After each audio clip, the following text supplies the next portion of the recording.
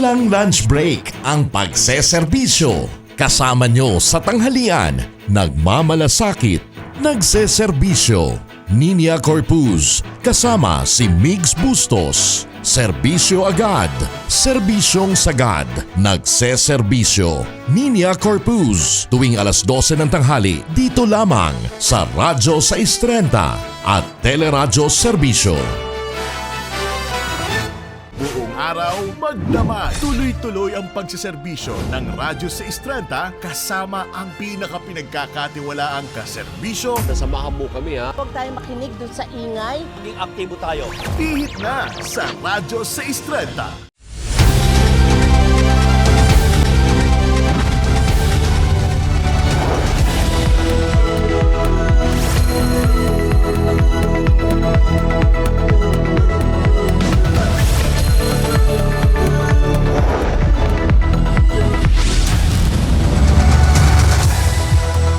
Mga karangkada, kamustahin muna natin ang traffic situation dyan sa May Welcome Rotonda. Sa mga oras na ito, ang nakikita nyo sa inyong mga screen sa right side, yan yung papasok ng Espanya, papuntang Quiapo area. So sa ngayon ay mabilis pa naman ang daloy ng trapiko sa mga oras na ito. Sa left side ng inyong mga screen, maluwag din ang daloy ng trapiko sa mga oras na ito. Yan naman yung papasok ng Quezon City at papunta ng Quezon Memorial Circle, although na based sa experience, no? Pagdating dyan sa may Santo Domingo area, West Avenue, dyan na nagkakaroon ng konting pagbagal, lalo na ngayon ay rush hour.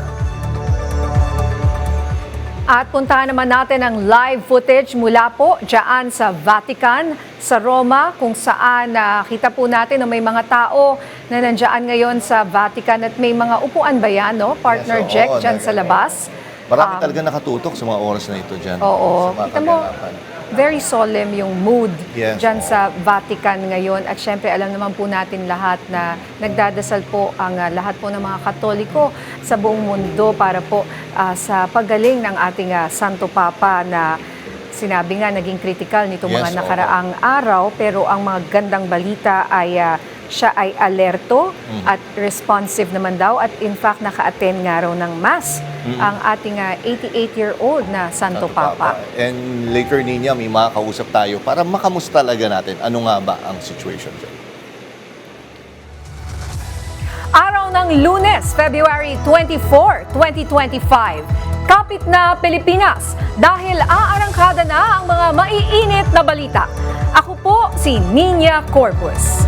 Rana Tiyada at maghahatid ng balita sa bawat sulok ng bansa. Sa bayang naririnig sa Radyo 630 at 92.3 FM radio sa Metro at Mega Manila.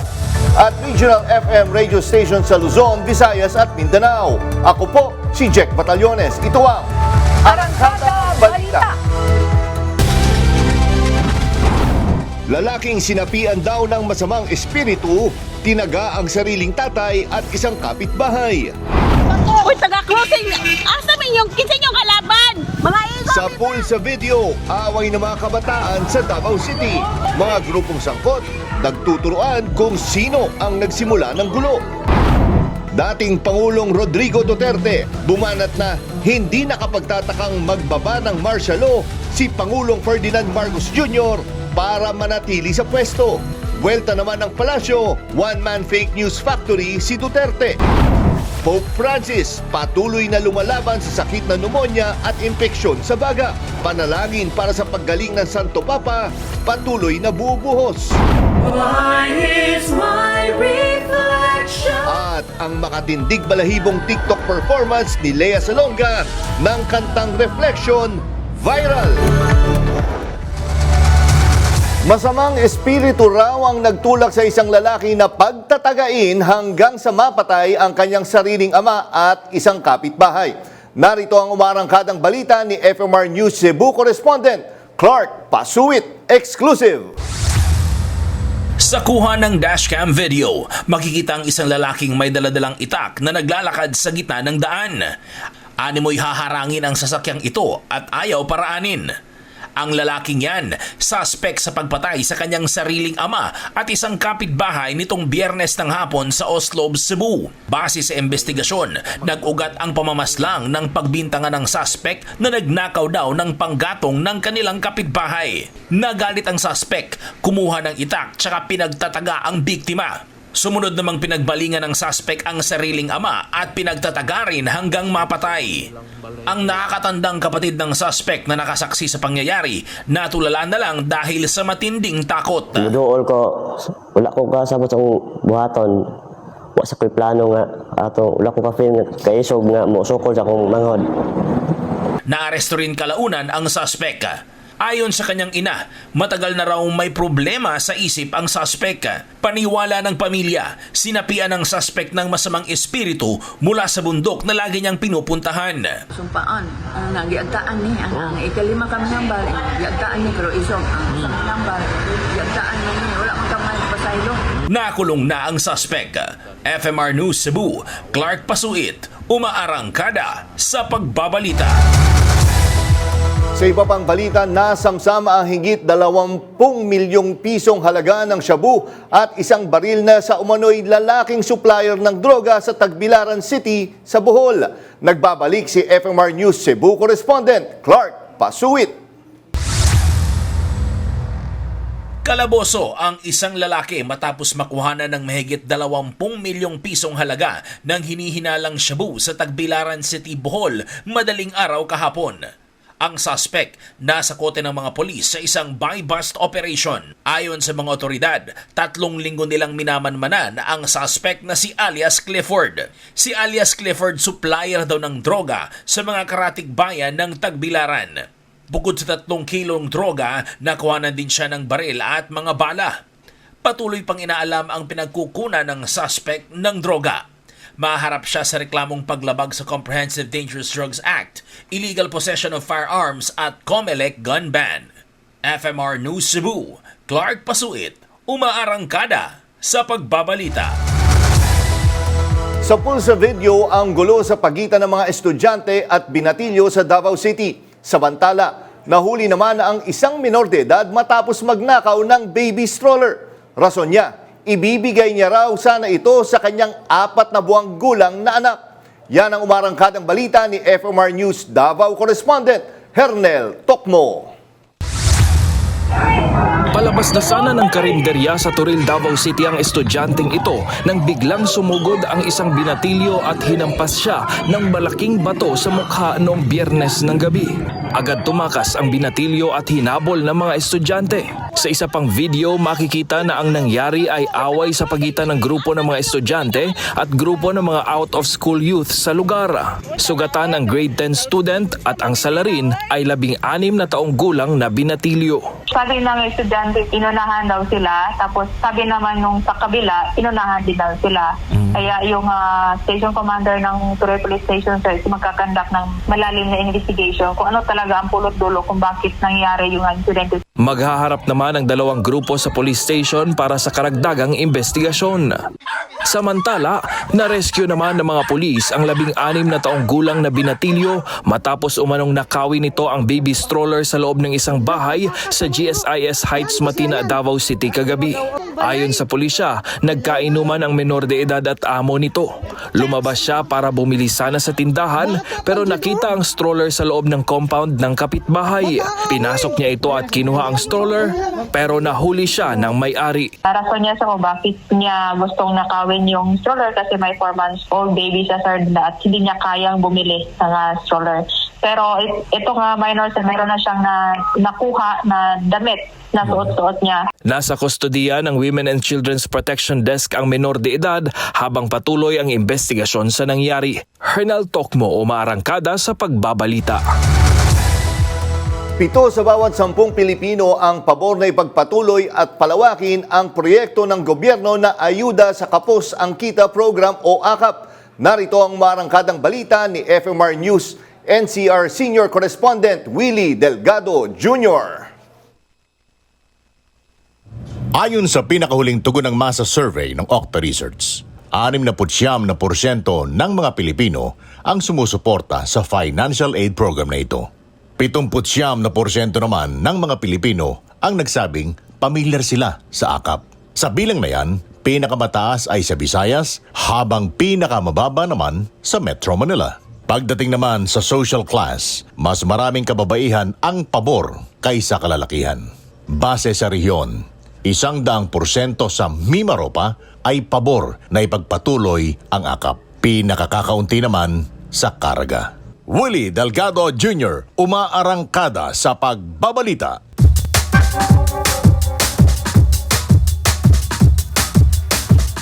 Patuloy ang usapin tungkol sa ayuda para sa Kapos ang Kita o AKAP, lalo na matapos lumabas ang survey ng Okta Research na nagpapakitang 7 sa bawat 10 Pilipino ang nais ipagpatuloy at palawakin ang programa. Pero kayo mismo, mga kababayan, ano ang inyong masasabi? Gusto nyo pa ba ang AKAP? At kung isa ka sa mga benepisyaryo ng programa, paano ito nakakatulong sa iyo at sa iyong pamilya? Narito ang sagot ng Masa sa ating segment na Masa Sabi.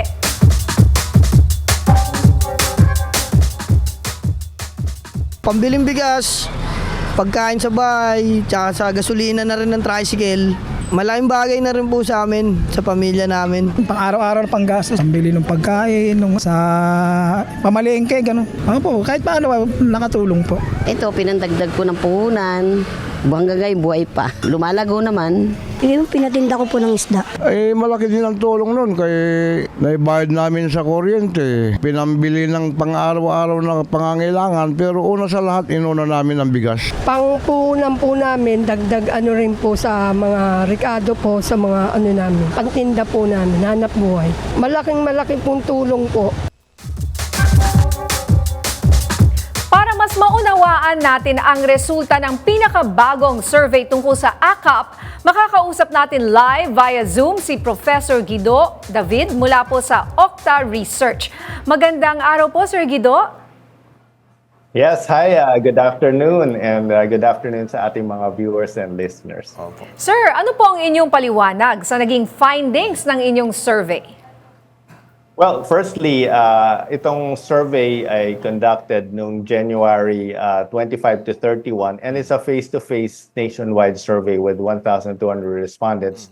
So yung unang tinanong doon sa survey ay yung awareness kung familiar sila doon sa AKAP na program. And 8 out of 10 Filipinos are familiar, narinig na nila ito.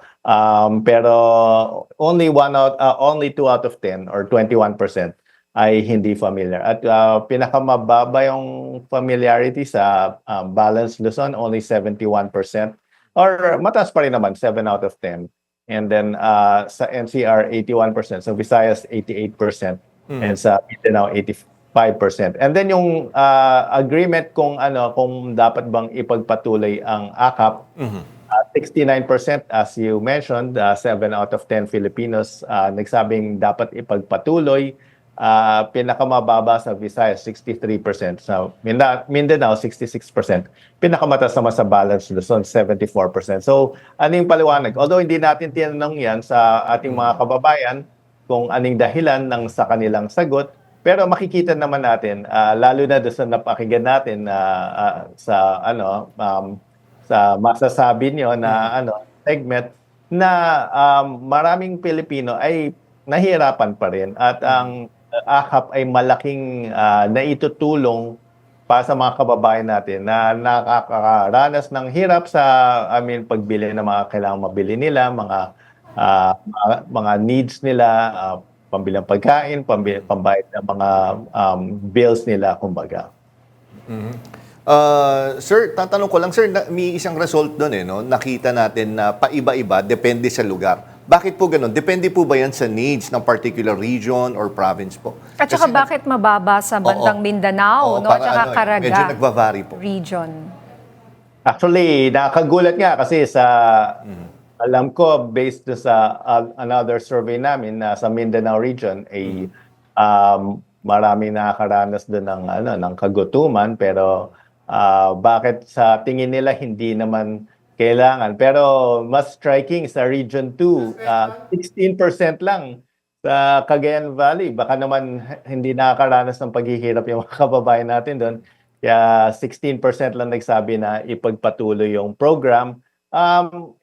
Iba-iba naman reasons. Baka naman, gusto nila yung may ayuda, pero gusto nila ibang klaseng programa. Baka mas nakatutok sa, sa mga certain groups of people yung gusto nilang mangyari. Pero may mga regions naman, like sa Region 4B, 100% nagsabi ipagpatuloy. Ito sa Mimaropa region. And sa mga narinig ko sa marami tayong kababayan na medyo nakakaranas ng kahirapan sa Mimaropa region. So siguro may mga geographical discrepancies dahil iba-iba yung levels ng ating ng experience sa ating yung inflation and yung presyo ng mga bilihin, yung hirap na buhay. So baka iba-iba yung experience ng mga kababayan natin, kaya iba-iba rin yung level ng yung sa tingin nila na kung kailangan ipagpatuloy itong AKAP na program. Sir, maihabol ko lang sa tanong, no? Although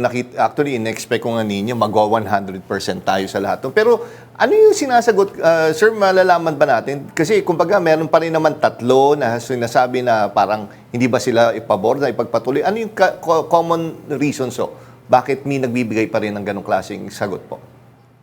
Well, hindi naman namin tinanong yan. Pero yung reasons, kasi medyo mahaba yung survey, so medyo yung tanong lang namin mostly mga yes or no.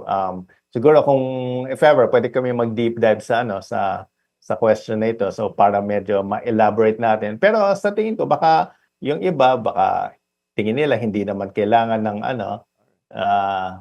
ng ganitong programa. I mean, may mga ibang mga hindi naman nahihirapan sa buhay, or baka sa tingin nila yung resources ng government dapat i-allocate sa ibang mga mga kailangan ng gobyerno na bayaran. So may mga ganong perspective.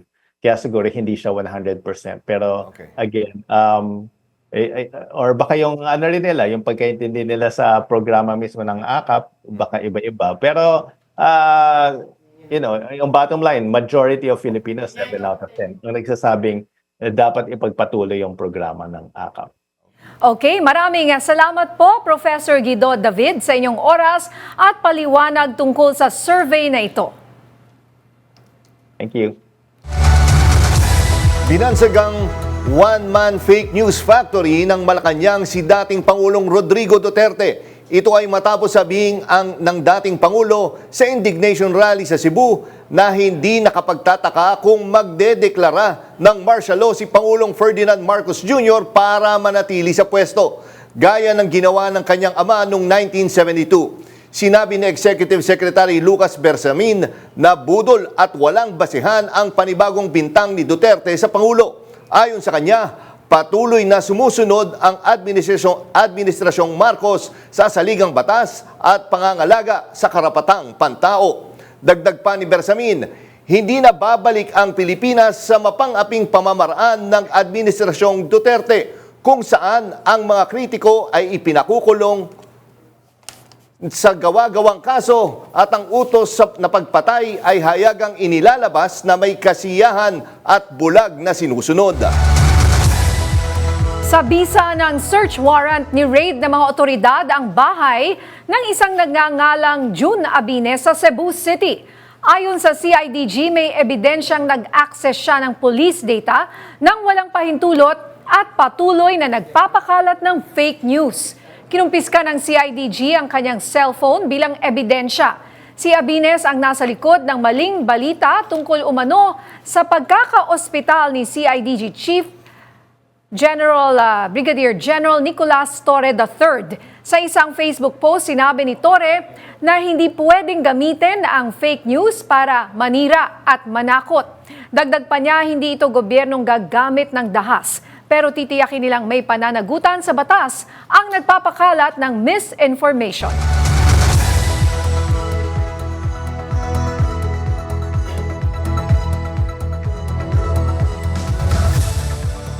At para bigyan tayo ng mas malinaw na impormasyon tungkol sa usaping ito, makakausap natin live via phone patch ang Director ng Criminal Investigation and Detection Group o CIDG, si Police Major General Nicolas Torre III. Magandang hapon po, sir, at salamat po. Welcome po ulit sa Arangkada Balita. Magandang hapon, Sir Jack, and Ma'am Nina, at sa inyong mga tagapakinig. General Torre, no, pwede makaano lang ng konting, kumbaga, details tungkol dito sa kaso na to? Kasi nakita ko nga yan actually yung pictures na yan. Can you give us more details doon sa kaso po na inano ninyo? Well, last January, second week of January, biglang lumabas yung picture na yan na ako'y na ospital. At ito ay unang-una kong nakita sa Facebook ni Mr. Abines. At pagising ko ng umagang yon, punong-puno ang aking cellphone dahil sa text at tawag ng aking mga kaibigan at mga concerned na mga kamag-anak at tinatanong kung ano nga ang nangyari sa akin. So, I really have a very difficult time explaining to our relatives and to our friends na walang nangyari sa akin, kundi ang picture na yon ay isang edited picture na in-upload lang ng isang tao. Opo. Okay, sir, saan po galing tong litratong to? Kayo po yun, ano? Yung nasa hospital bed? Or pati yan ba? Ang mukha ko ho ay sinuperimpose sa picture ng isang tao na sa ospital. At hindi po ako na ospital na sa ganung sitwasyon. At hindi po ako yung taong na ospital na yun. Kundi ang mukha ko lang parang, ay sinuperimpose lamang. Oo, grabe, ano? Kaya nga Sir, ang galing din ng pagkakagawa. Di ba? Ang dami na talaga nagawin. Mga AI, mga na-alter talaga mga photos. Sir, tingin nyo, ano to, bilang retaliation kaya? Kasi alam naman natin yung ginawa, nahuli nyo po, yung dati po si Pastor Kibuloy. Tingin nyo, bahagi ito ng talagang pag-demolish po sa inyo po? Well, ang caption na kasama noon ay, kung sa Tagalog pa, ang sabi ay, ang gaba, I don't know the exact term ng, ang karma, that's the closest thing that I can think of na maintindihan natin lahat. Ang karma ay hindi naghihintay at yan ay nandyan na.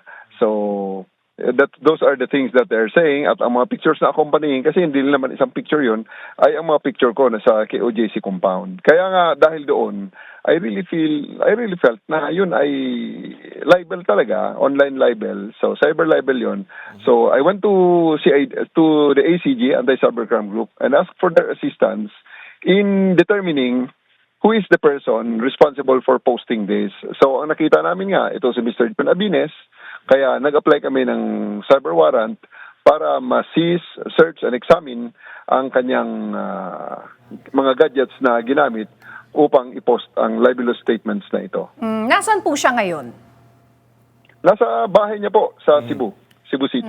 Pero sir, yung mga gadgets, so, kasi niya, yun nga, nila yung gadgets. Sir, may na-result na ho ba nung sinuri natin itong mga gadgets? May marami tayong ebidensya po dyan. Talagang ano po? Ngayong araw po ay nagsimula ang formal na laboratory examination ng mga contents ng mga gadgets na ZIS na pinaniniwalaan namin na may laman based doon sa field examination na ginawa sa mismong bahay ni Mr. Abines. So, I'm just waiting for the formal affidavits and the report of the ACG para makumpleto na namin ang pagsasampa ng kasong ito. Sir, mapunta naman po tayo, General, dito sa isang issue na usap-usapan din ngayon. Baka may info na si Sir. Yes, Sir, ito pong kinidnap daw na 14-year-old na international student na dyan po sa BGC. Ano po ang katotohanan rin ng balitang ito? Dahil kaugnayan daw sa Pogo. At may kaugnayan nga sa Pogo. May mga litrato po na kumakalat na pinutulan po siya ng daliri. May info na kayo, Sir? Well, I would like to defer the answering that question to the anti-kidnapping group kasi meron tayong unit na talagang humahawak ng mga ganyang kaso. Ngayon, kung yan ay totoo o hindi, sila na lang po ang ating tanungin or the PIO of the Philippine National Police. Sir, ihabol ko lang, sir, habang nandiyan pa kayo sa linya po. Sir, ano yung particular police data na sinasabing na access netong si Abines po, sir? At gaano kasi? Alam mo, dagdag na lang ni Mr. Abines yan eh. Wala ho sa aking reklamo na nag-access siya or hacker siya. Hindi ko sinabing hacker siya. Talagang ito na naman, kahapon pa yan nagpa-fake news si Mr. Abines dahil gusto niya sigurong i-divert ang sitwasyon, ang kanyang mga issue doon sa mga bagay-bagay na indefensible na kasi ang kanyang situation eh. So kahapon nagpalabas ng video yan na sinasabi niya na may banta na sa buhay niya at kung siya ay mamatay, ako po ang responsible. Kaya sinasagot ko palagi na yung gawain yan, yung patay-patay na yan, ay hindi ho yan gawain sa bagong Pilipinas. Gawain ho yan sa previous administration ng kanyang mga amo. Hindi ho namin gawain yan. Kaya nga kami nang aasunto, hindi kami pumapatay. Ngayon, ito na naman kaninang umaga, nag-live na naman. Ay sinasabi niya, inaakusahan siyang hacker. And I really challenge Mr. Abines to just come out with any of the pleadings that we're saying na nagsasabi na hinak niya yung PNP data. Wala akong sinabing ganun. Sa guni-guni niya lang yon. Kaya nga itong mga taong to, dalawang bagay to nagtatanga-tangahan o talagang sadyang tanga. Okay, nako, maraming salamat po General Nicolas Torres sa inyong oras at paliwanag. At good luck po sa inyong mga programa at operasyon dyan sa CIDG. Maraming salamat din po, ma'am. Okay. Mahigit 30,000 supporters ang nakiisa sa 2-day campaign rally ng Alyansa para sa Bagong Pilipinas sa Negros Island noong February 20 at 22. Pinangunahan mismo ni Pangulong Ferdinand Marcos Jr. ang pagtitipon kung saan ipinakilala ang mga tatakbong senador ng Alyansa. Sa kanilang talumpati, iginiit ng mga kandidato ang kanilang mga plataporma na nakatuon sa pagpapatibay ng ekonomiya, pagsulong ng agrikultura at pagpapalakas ng social services. Bukod sa mga pambansang issue, tinalakay din sa rally ang mga programang may direktang epekto sa Negros Island, kabilang ang infrastruktura, agrikultura at social welfare programs. Mga kababayan, palagay ko naman na malinaw ang pinatutunguhan ng ating alyansa. Ito ay ang kaunlaran, hindi pag-aaway-away, hindi ang pang-aapi. Ang mga kandidato ng alyansa ay kasama natin sa pagtataguyod ng interes at kapakanan ng bawat isang Pilipino. Ipaglalaban natin ang ating soberanyo at karapatan sa pamamagitan ng diplomasya at ng dignidad. Nanumpa na sa pwesto ang veteran broadcast journalist na si Jay Ruiz bilang ad interim secretary ng Presidential Communications Office o PCO. Pinangunahan ni Pangulong Ferdinand Marcos Jr. ang panunumpa. Pinalitan ni Ruiz si dating PCO Chief Cesar Chavez na nagbitiw sa pwesto kamakailan. Nangako si Ruiz na lalabanan ang fake news, magbibigay ng tiyak, malinaw, informative at educational information para mapalapit ang administrasyon sa mga tao. Nanumpa rin si Attorney Clarissa Claire Castro bilang Undersecretary ng PCO at Palace Press Officer. Congratulations, Attorney Claire, and of course, Secretary Jay. At sa aming pagbabalik, Pope Francis, critical pa rin sa ospital. Ang latest sa kondisyon ng Santo Papa, alamin natin mula sa Vatican. Marami pang mainit na balita sa pagbabalik ng Arangkada Balita. Padalo pa ng misa sa ospital si Pope Francis sa kabila ng kanyang kritikal na kondisyon habang nilalabanan ang pneumonia at isang komplikadong impeksyon sa baga. Ayon sa Vatican, wala na siyang bagong respiratory crisis mula kagabi. Patuloy pa rin siyang binibigyan ng high-flow oxygen upang mapanatili ang kanyang paghinga. Bagamat gising at tumutugon, nakita sa blood test ang paunang senyales ng kidney failure. Samantala, dumadaloy ang panalangin para sa Santo Papa mula sa iba't ibang panig ng mundo. At ngayon po, kumustahin natin ang kalagayan ng Santo Papa at kung ano ang inaasahang susunod na mangyayari dyan sa Vatican. Makakasama natin live via Zoom si Father Greg Gaston. Siya po ang rector ng Pontificio Colegio Filipino dyan sa Roma.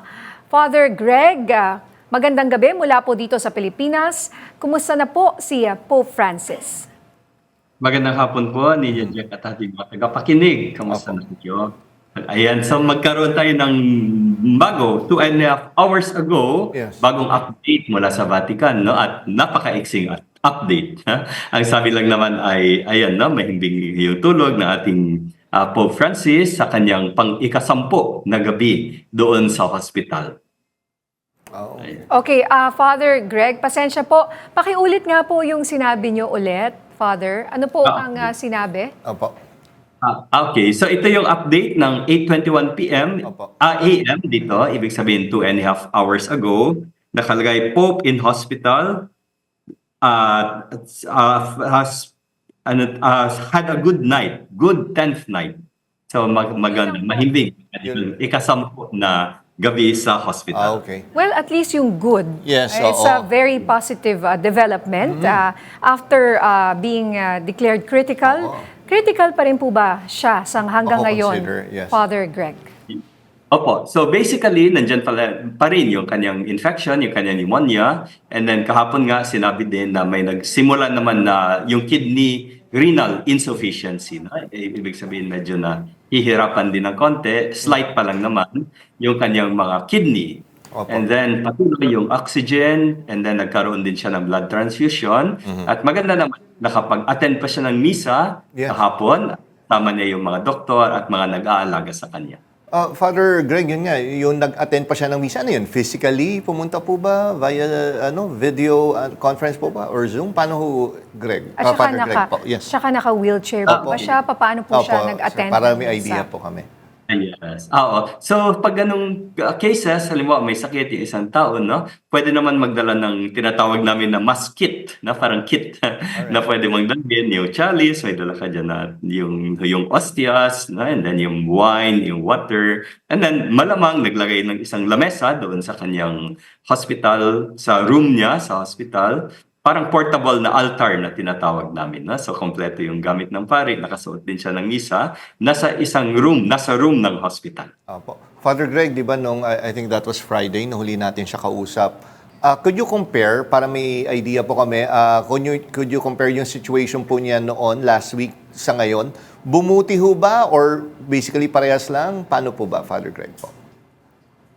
Based sa mga communications ng Vatican, yung at least personal impression ko, no, ay ayun, nandun pa rin yung kanyang infections na iba't ibang microbes, at patuloy yung pagbigay ng mga antibiotics, of course, at ibang mga gamot. And then nagkaroon din siya ng blood transfusion nga na nakatulong. Kasi bumaba yung hemoglobin levels niya, so nakatulong yung blood transfusion. And then yung oxygen, patuloy pa rin. And at least naka-maintain yung sa lungs. Pagdating sa lungs, hindi nagkaroon ng crisis ulit sa lungs. Whereas nagsimula naman yung sa kidney na slight renal failure pa lang naman. No? So, and basically, at magandang sign ay nakatulog naman siya. Kahapon nga, nakalagay din na, nakaspecify na he was awake, no? Well-oriented naman yung po. Ibig sabihin, na nakakapag-ano naman siya, kausap mo siya, ganun. At the fact na nag-attend ng misa, kasama yung ibang mga doktor, mga nurse na nag-aalaga sa kanya. So, good sign pa rin yan. Okay. Father Greg, pasensya na po. Kasi dito sa Pilipinas, of course, kailangan ko po itanong din, nakikiisa kami na sa pagdasal na bumuti po ang kalagayan po ng ating Santo Papa. Pero dito po kasi pinag-uusapan po is yung succession. Kumbaga, kamusta ho ba yung mood po dyan sa Vatican? Napag-uusapan ho ba yung usaping succession na or hindi pa naman po? Dahil umaasa tayo na talagang gagaling pa po ang ating Santo Papa. Oo, of course, pinagdarasal natin, no, na magaling yung Santo Papa. Sabi nga ng mga doktor, I think no Friday nagkaroon ng press conference, yung mga doktor mismo na nag-aalaga sa kanya. Sabi doon, the Pope is still critical, although hindi naman danger of death. Although, we cannot discard anything. So we still have to be careful. Na? So ganun. Hindi danger of death, although dapat ingat pa rin tayo. Anything can still happen. And of course, lalo na kung nasa labas tayo. Kahit ako, sa hospital, malapit lang. Mga 10 minutes or 5 minutes lang pag nakakotse from the Vatican, 10 minutes away yung hospital. Kami dito sa Colegio Filipino, tayo ay midway, kumbaga, no, papunta doon sa hospital galing sa Vatican. Although, hindi naman ako nakakapasok doon, hindi naman ako nakakapagkape sa Holy Father. No? So, yung alam ko practically, yung alam nyo rin. Although, yung medyo advantage namin dito sa Rome ay, ayan na, naglalakad kami, dumadaan sa Vatican, mga kilala, mga kaibigan, na mga pari, naka-assign din doon sa Vatican. Ako dati, 5 years din ako doon sa Vatican, so medyo alam ko yung ambience. Although, masasabi ko rin na talagang inaalagaan yung Pope. When it comes to the question naman ng succession, of course, pag nasa medyo mas malayo ka, mag-wonder ka, ano ba nangyayari doon? Although masabi ko sa ngayon, parang wala talagang wala namang talks na may succession, anong mangyayari, ganon. Kasi in the first place, may nakalagay na yung mga steps, may protocol na anong gagawin exactly kung kagaya ni John Paul, namatay yung Pope, or kagaya ni Pope Benedict, ay mag-resign si Pope, alam exactly anong gagawin. Although that will kick in, simula yan pag nangyari na, pag nag-resign na o pag namatay na. Prior to that, iba-iba kasi yung situation hindi mo na alam anong mangyayari. Kaya wala namang nakalista na steps na protocol kung anong gagawin. Although masasabi ko, wala namang ditong talks about succession. Sabi pa nga ng iba sa fake news na pinapapunta na daw yung mga cardinal dito. Kaya masasabi ko hindi, wala talagang ganun. Okay. Alright, maraming salamat po, Father Greg Gaston mula po dyan sa Vatican. Maraming salamat, Ninya Jet, at ating mga tagapakinig. Sige po, sir. Walang grave abuse of discretion sa desisyon ng Kamara na huwag agad i-refer sa Speaker's Office ang 3 impeachment complaints laban kay Vice President Sara Duterte.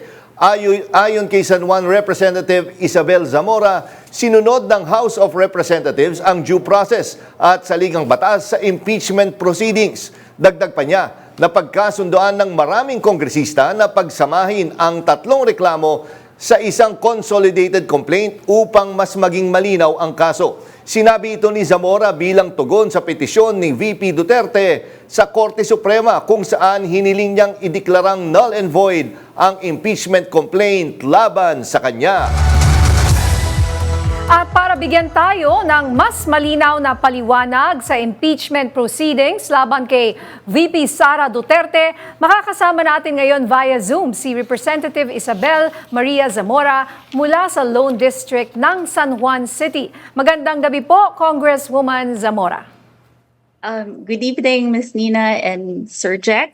Hi, everyone. Ano po, Congresswoman, ang inyong tugon dito sa mga alegasyon na hindi dumaan sa tamang proseso ang impeachment complaint? Actually, I think that their main contention was kung na-refer siya within 10 session days. And if we go to the records of Congress, actually, kasama or pasok sa 10 session days, yung pag-refer niya last was that February or January? Remember po, ma'am, we count session days and not calendar days. It is true that a lot of congressmen, congresswomen talked about the 3 impeachment complaints, and a lot wanted to consolidate the impeachment complaints into a 4th one. Kaya po nagkaroon tayo ng 4th impeachment complaint. But like we said, what we counted are session days, which is different from calendar days. Okay. Congressman Zamora, sabi niyo nga may 3 impeachment complaint na nauna na, then kinonsolidate para doon sa isa. Magkakaiba ho ba yan, yung unang 3? Kumbaga, or ano yung malakas na ano? Kumbaga, mas lumakas ba siya? Or ano yung pinagkaiba ho ba ng 3 na yan? Okay po. So the first impeachment complaint had a lot of articles, while the second and third, if I'm not mistaken, focused on the confidential funds. So, iba-iba pong sector din ang nag-file. And then when we reviewed the 3 impeachment complaints, a lot agreed. Madami pong nagsabi na siguro pagsamahin natin ang articles into a 4th impeachment complaint. So parang sabi nyo nga po, Congresswoman, kinonsolidate nyo, pinag-isa nyo na lahat yan para yung 1, 2, and 3 dun sa pang-4 po. Yes. Sir, Congresswoman, inaano lang namin, yung ano po, yung threat po, saan hong impeachment complaint niya? Doon na lang ho ba lumutang doon sa ika-4 po? At ito ba yung tingin nyo pinakamalakas po sa lahat po ng mga, kumbaga doon sa mga complaints po? Kung pinakamalakas ba po yung fourth? Yes, because we have all of the articles there.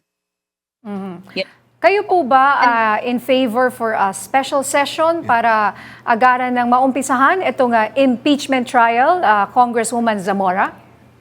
Actually po, ma'am, if we follow the strict wording of the Constitution, we don't need a special session. It is our stand that the Senate can hold the sessions right now. Yun nga po yung pinagdedebatihan na term, yung forthwith, and I think anyone can translate that to layman's language na agad-agad po from the time it was transmitted, from the time that the articles were transmitted to them. Pero yun nga, eto kasi lumapit pa sa Supreme Court po si VP Sara. Tingin nyo magiging rason to para muling mag-delay ng desisyon ng Senate para talagang hindi sila ng session po para dito? Actually, yun po ang tingin namin sa pagsampa ng petition for certiorari before the Supreme Court. It is nothing but a dilatory tactic on the part of the Vice President. We think that upon receipt of the articles, dapat po gumalaw na nga po ang Senado with all due respect to them. Because if we look into the Senate rules, in fact, the very first section of the Senate rules, of course, these are the old Senate rules on impeachment which haven't been changed. So far, yun pa rin po ang rules nila.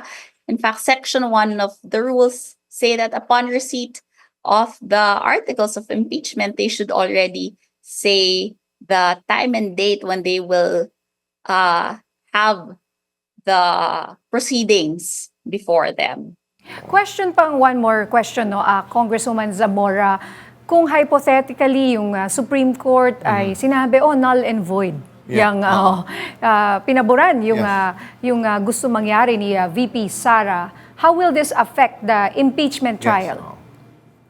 Sorry po, if the Supreme Court pakinggan niya, pumabor siya kay VP Sara na i-declare na null and void daw itong impeachment complaint. Okay. Ma'am, if I can clarify first, I know that everyone has the right to file any case, and as a matter of fact, impeachment complaints have reached the Supreme Court in several instances. Pero po, the Supreme Court will stay away or will shy away from issues that are inherently political. So what they will check in this petition would be if there's grave abuse of discretion on the part of the Congress as regards the few limits set by the Constitution. Iilan lang naman po ang nakalagay sa Constitution na dapat sundin ng House of Representatives when preparing, drafting, and transmitting the articles of impeachment. And for us, of course, we complied with all of the requirements. Kaya po, we think that the Supreme Court will see through this action, or maybe we can call it a ploy on the part of the Vice President. All right. Maraming salamat po, Representative Isabel Zamora ng San Juan City sa inyong oras. Tiyak na marami pang pag-uusapan tungkol dito sa mga susunod na araw, Partner Jack, Congresswoman. Kaya tututukan pa po namin ang mga susunod na pangyayari. Maraming salamat and good luck po sa inyong trabaho sa Kongreso. Thank you very much po. Okay, salamat po. Sa aming pagbabalik, bagong bat virus na natuklasan sa China, dapat nga bang ikabahala? Marami pang maiinit na balita sa pagbabalik ng Arangkada Balita.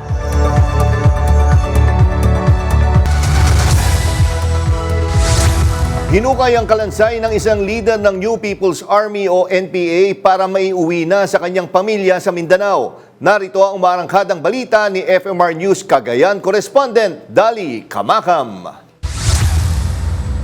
Pagkatapos ng 9 na taon, maiuwi na rin sa kanyang pamilya sa North Cotabato ang mga buto ng nasawing leader ng Maribelde, si Elizer Heraldes Bulay-Bulay alias Kadondon. Taong 2022 pa nang ilibing sa public cemetery sa Makunakon, Isabela ang labi ni Kadondon. At nito ngang Huwebes, sa hiling ng kanyang pamilya ay hinukay ang kanyang kalansay. Actually, nagsimula itong pagkikipag-ugnayan ng naulilang pamilya ni alias Dondon.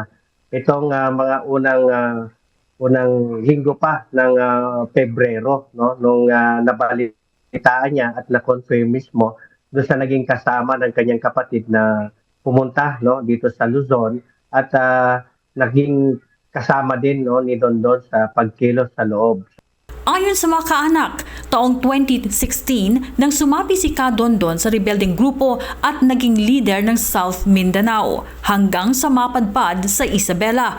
Isang dating kasamahan ng leader ang nagbalita sa pamilya ni Kadondon na nasawi ito noon pang 2022. Bago ito, 3 pang kalansay na miyembro rin ng NPA ang naibalik na sa kanilang pamilya sa Metro Manila, Ifugao at Cavite noong 2022 at 2023. Ito na po sila pansamantalang inilibing para upang sa ganon ay kung may mag-claim pa po doon sa nalalabing 6 bangkay na hindi pa po na-claim ay madali na lang pong makuha ulit. Dinala sa Philippine Army Headquarters sa Taguig ang mga buto ni Kadondon at nakaschedule na ring iuwi sa pamilya nito sa North Cotabato. Nagpasalamat naman ang pamilya ni Kadondon dahil sa wakas ay makakasama na rin nila kahit man lang ang mga buto ng nasawing kaanak. Dali Kamakam, umarangkada sa pagbabalita. Isang bagong uri ng coronavirus ang natuklasan ng mga scientists ng Wuhan Institute of Virology diyan sa China. Ayon sa kanila, ang bagong bat virus na ito ay may kakayahang pumasok sa mga cells gamit ang parehong mekanismo ng COVID-19. Wala pang kumpirmadong kaso sa tao pero ayon sa mga eksperto, posibleng maipasa ito mula sa hayop patungo sa tao. Sa kabila nito, lumakas ang stock market ng ilang vaccine makers, kabilang ang Moderna, Pfizer at BioNTech. At para bigyan tayo ng mas malinaw na paliwanag tungkol dito, makakausap natin live sa pamamagitan ng phone patch si Dr. Rontjean Solante. Siya po ay isang infectious disease expert. Magandang gabi, Dr. Solante. Hi, Nina. Good evening. Dr. Solante, ano ba itong bagong bat virus na na-discover ulit dyan sa Wuhan at ano po ang dapat gawin ng publiko? Well, it was discovered that more or less yung itsura ng virus na to the same as the COVID-19 but it lacks the affinity yung nakikita natin sa COVID-19 to highly affinate with our human cells. Kumbaga hindi siya ganoon ka compatible doon sa human cells. Nakitaan lang the same makeup with the COVID-19 or MERS-CoV. There's a potential that it can be a virus that can be carried by the bat and then it can be a potential virus that can also be transmitted to the human being.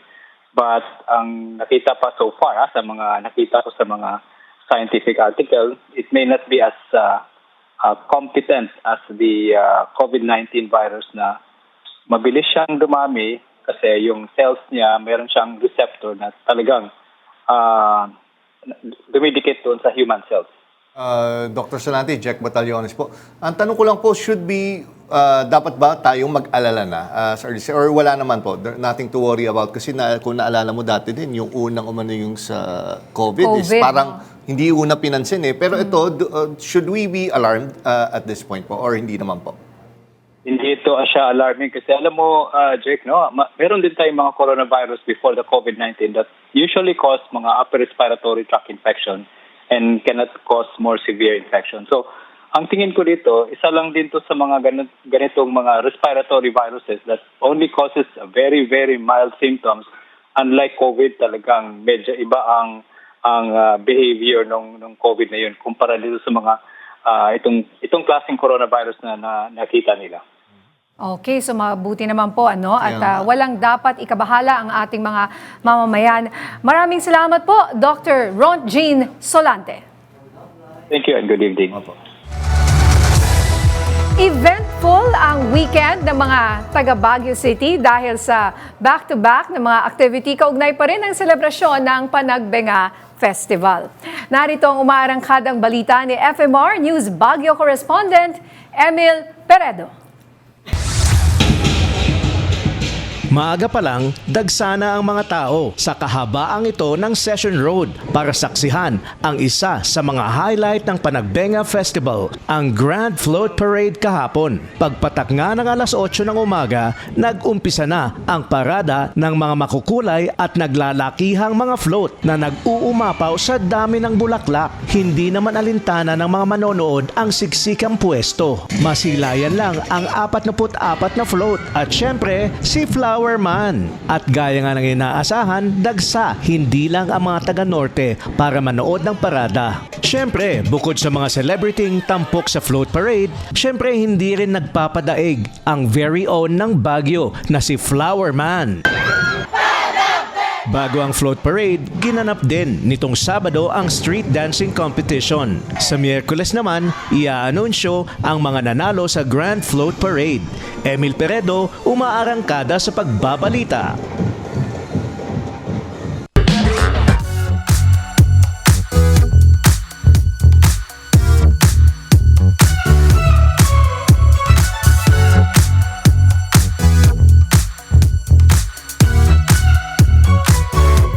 Post Malone, Zayn Malik at Noah Kahan. Ilan lang sa malalaking pangalan na makakasama ni Zach Tabudlo sa Mercury Records US. Opisyal na ang kanyang international record deal, isang major milestone sa kanyang music career. Sa social media, tinawag niya itong isang surreal experience at nagpasalamat sa Mercury US, UMG, pamilya at sa kanyang mga fans. Matapos ang 6 na buwang pahinga, nag-tease siya ng bagong musika. Sabi niya sa kanyang latest post, "Wait till you see tomorrow." Pero actually, kami ang hindi makahintay. Sobrang exciting nito. Congratulations, Zach. Yun mo, mga international artist ang mga... Ka-level niya sila, Post Malone, Zayn Malik. Di ba? Nakaka-proud. Kailan mo lagi masasabi na gano'n yung mangyayari? Magaling talaga ang Pilipino. Oo. Very talented po tayo. At samantala, basahin na po natin itong balita kung saan sa gitna ng kritikal na kondisyon ni Pope Francis, tuloy-tuloy ang prayer vigil ngayon dyan po sa Manila Cathedral kung saan nagtitipon-tipon ang mga deboto para ipagdasal ang kanyang paggaling. At makakausap po natin live si Father Jerome Ceciliano. Siya po ang tagapagsalita ng CBCP at rector ng EDSA Shrine. Magandang gabi po, Father Jerome. Hi, magandang gabi din sa inyong lahat. Opo, sir. Father Jerome, kumusta na po ang vigil na nangyayari ngayon? Ano po ang mood ng ating mga kababayan po dyan sa vigil? Well, yung vigil na binabanggit mo sa Manila Cathedral, ay palagay ko, hindi ko sure kung para talaga sa Santo Papa yan. O di kaya naman baka naman yung mga paghahanda yan para sa ordination bukas ng isang magiging obispo. Ang alam ko, last Friday, ang Manila Cathedral ay nagkaroon na ng Holy Hour and Vigil. Para naman sa paggaling ng Santo Papa. And then, ang iba't ibang diocese at saka archdiocese ay nagkaroon ng ganito ding mga pagkilos, pag-aalay ng misa sa Diocese ng Caloocan, si Cardinal Ambo David. Nagmisa na rin kasama ng ibang mga religious communities at saka yung mga faithful, para ipagdasal nga din to si Pope Francis. Sa Archdiocese ng Cebu, ganun din ang ginawa. Ang Diocese ng Malolos, magkakaroon din ng Holy Hour. So yung iba't ibang parokya at mga dioceses, sila na ngayon ang kumikilos ng pananalangin para sa Santo Papa. O nga po, Father Ceciliano po, yun nga nung Friday, kasi di ba niya nagkaroon nga ng vigil para sa Santo Papa, dyan sa Manila Cathedral. Pero di ba usually pag may ganito is nananawagan tayo sa mga iba't ibang simbahan, ipagdasal. May ganun po ba tayo ngayon, Father Ceciliano, na parang nag-release tayo ng pastoral, ng letter po, parang ganun po? hindi naman kinakailangan ng pastoral letter patungkol dyan.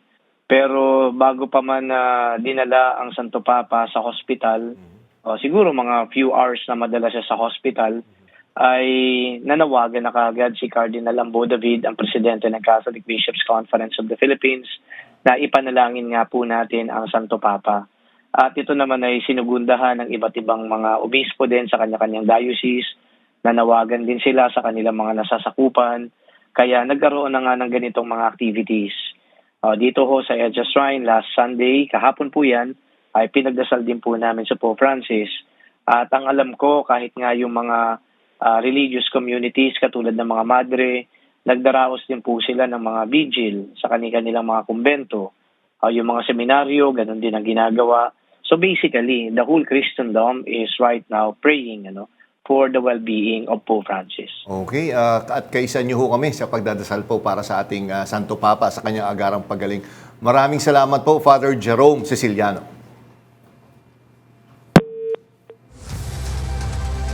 Well, tuloy. Yun nga yung pagdadasal, lahat tayo nag-aalala kung ano nga ba. Sana bumuti ang kalagayan ng ating Santo Papa. Patuloy po tayo sabay-sabay na magdasal. Sabi nga, mas powerful yan pag sabay-sabay po nating ipagdasal si Pope Francis. At yan ang mga balitang umarangkada ngayong araw. Ako po si Nina Corpus. At ako naman po si Jack Batallones para hindi mahuli sa usapan, kapit lang hanggang sa susunod na Arangkada Balita.